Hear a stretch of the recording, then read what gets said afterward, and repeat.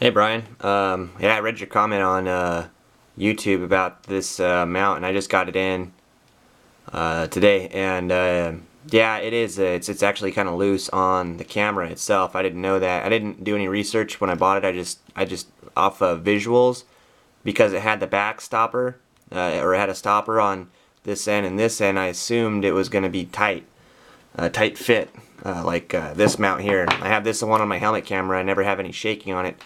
You can see it's got a stop here, and this is sits tight against the camera. But you can only, I mean, you can mount it any way you want. But I know that this, it seems to have, this is the top obviously, and this is the bottom. So depending on what side of the gun you want it on, it would to make it, I forget the word, but to make it be able to go on both sides, they couldn't put it back on it. But here it is. I'll put it on the camera for you. Top side. It slides on fairly easily actually. And then here, if you look, there's all the wiggling that does happen from it. There's top and bottom, and then front and back wiggling. So that's no good. And then I put this on there. This is kind of dumb, but I was seeing if this would help getting a bag chip holder on there, and it actually kind of does help a little bit, but you know, it looks stupid, and it doesn't really help for the up and down movement, just the, you know, the back and forth movement. And it's you know, nobody wants to run one of those on their gun. You know, it's kind of dumb looking. I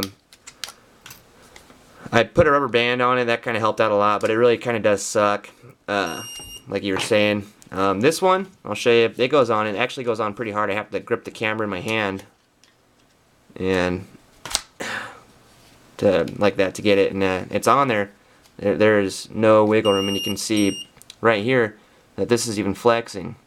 So it's got all this pressure on it at this point to hold it on there, and this stopper here is sitting flush against it. So I assume that this would work the same as this mount, but it doesn't. It's definitely loose, and the reason I said this mount was because it has these stoppers on each end, and when I was firing the gun, when the camera was facing forward with my strap mount, which I don't have next to me, but it's a mount much like this one, the camera would actually lunge forward, and it was almost off the mount. So that's why I was assuming that just off first glance when I responded to you that this one would be better, but it's definitely not. That Strike Force, or what brand is that?